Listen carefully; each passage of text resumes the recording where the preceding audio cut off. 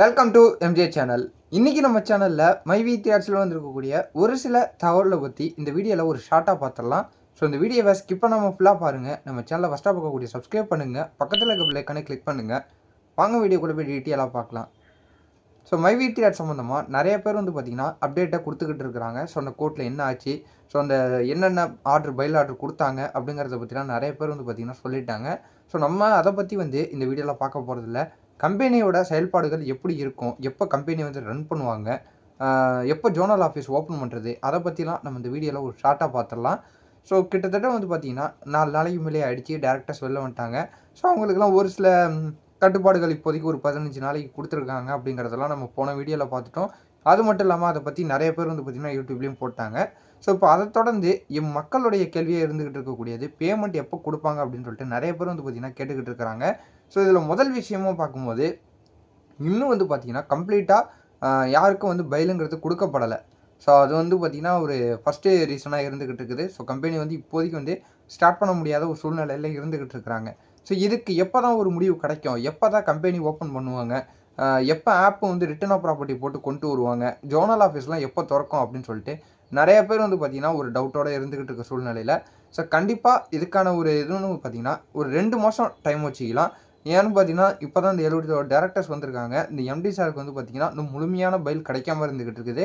So அவங்களுக்கு first பார்த்தீங்கன்னா apply பண்ணணும். அவங்களுக்கும் எந்த விதமான குற்றமும் இல்லை அப்படின்னு சொல்லிட்டு அவங்க முழுமையாக வெளியில் வரணும். ஏன்னா இப்போது கண்டிஷன் பைலில் இருந்துக்கிட்டு இருக்கிறதுனால இப்போ மற்ற செயல்பாடுகளில் இப்போ எதுவுமே ஈடுபட முடியாமல் இருந்துக்கிட்டு இருக்கிறாங்க. ஸோ டேரெக்டாக பார்த்தீங்கன்னா ஒரு மெசேஜ் கூட மைவி தியேட்டரை பற்றி சொல்ல முடியாத ஒரு சூழ்நிலையில் இப்போ நம்ம எம்டி சார் இருக்கிறதுனால ஸோ அதுவும் பார்த்தீங்கன்னா கூடிய விரைவில் அதுக்கான ப்ராசஸ்லையும் ஈடுபட்டுருவாங்க.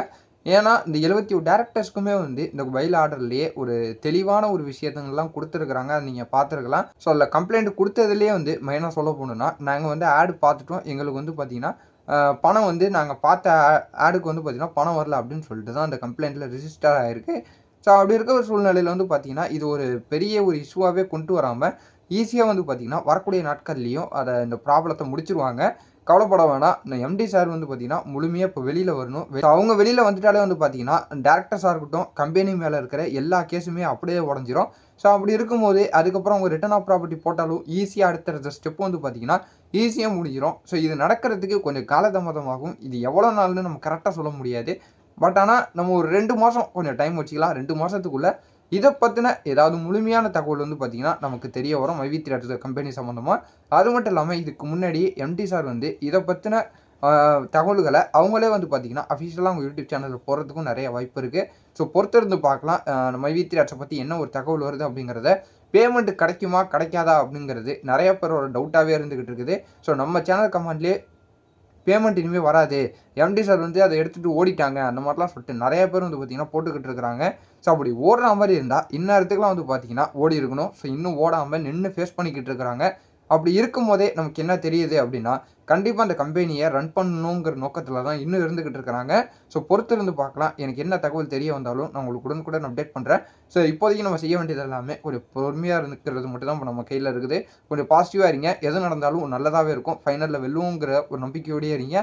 ஸோ வேறு ஏதாவது அப்டேட் கிடச்சா நான் உங்களுக்கு உடனுக்குடன் தெரியப்படுத்துகிறேன். ஸோ இந்த வீடியோவை உங்கள் ஃப்ரெண்ட்ஸ் அண்ட் ஃபேமிலி முக்கியமாக மைவி தியேட்டர்ஸ் மெம்பர் எல்லாருக்கும் ஷேர் பண்ணி விடுங்க. அவங்களும் பார்த்து தெரிஞ்சுக்கிட்டோம். இதே போல் வேறு ஏதாவது நல்ல தகவல் ஏதாவது இருந்தாலும் ஒரு பாசிட்டிவான அப்டேட்டோடையும் நான் உங்களை அடுத்தடுத்த வீடியோவில் பார்க்குறேன்.